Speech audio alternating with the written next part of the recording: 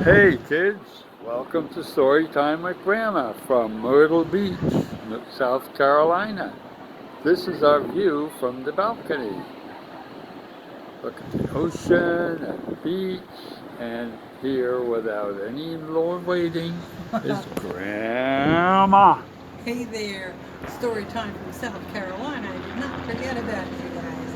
I got a short story. It's about Charlie Brown and his friends. It's called Lucy Knows Best.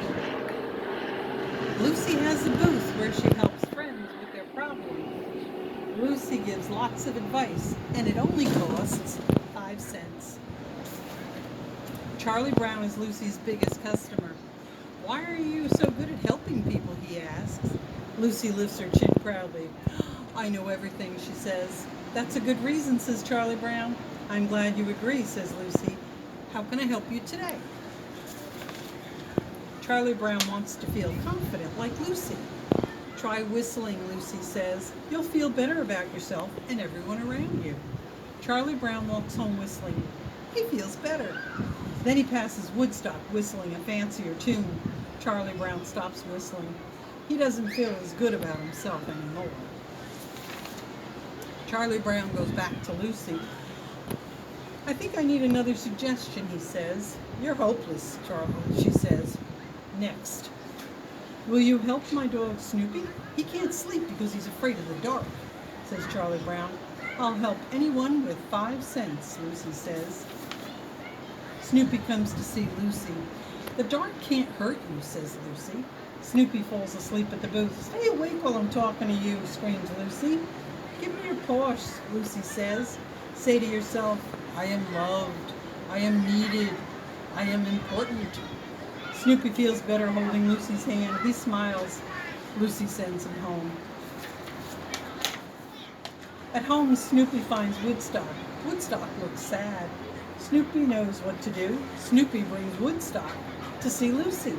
Good grief, why are you all so mopey, she says. You're a bird, you can fly, remember? There's a great big sky out there. Lucy is right. Woodstock flaps his little wings and takes off. Rats, says Lucy. I helped him so fast he flew away without paying. Next, Lucy's friend Schroeder has a problem. I want to go to summer music camp, but I don't know how to get there, he says. Lucy thinks Schroeder is cute. She helps him really quickly. I book you on a flight, 54, first class, she says, handing him a ticket. Wow, says Schroeder, you are so helpful. Yes, I'll even kiss you goodbye, she says. Lucy leans in for a kiss, but Schroeder ignores her. I have to look for a magazine to read on the plane, he says. Lucy is disappointed. When Schroeder comes back from camp, she tries again to get his attention. I read that our arms weren't made for throwing baseballs, Lucy says. Really, Schroeder says? What are they made for? Hugging, Lucy grins. Schroeder rolls his eyes and says, blech. Ugh, Lucy is angry with Schroeder. She stomps home to sulk. She crawls into her beanbag chair and sinks all the way down. She needs advice.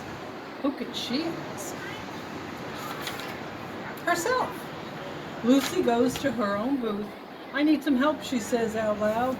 Then Lucy moves behind the booth. Good, that's why I'm here, she answers. Lucy moves to the other side of the booth. There's this boy I like, but he never notices me, she says. It makes me sad. Lucy moves behind the booth again. What's the problem, she asks. You're smart and beautiful. Why shouldn't you shouldn't chase after anyone.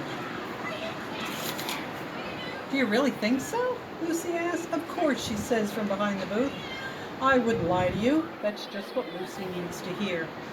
She walks straight to Schroeder's house. On the way, she thinks about how smart she is. She fixes everyone's problems. Crummy old Schroeder only cares about his music. I got advice from the smartest person I know. Want to know what she said? Asked Lucy. Schroeder ignores her.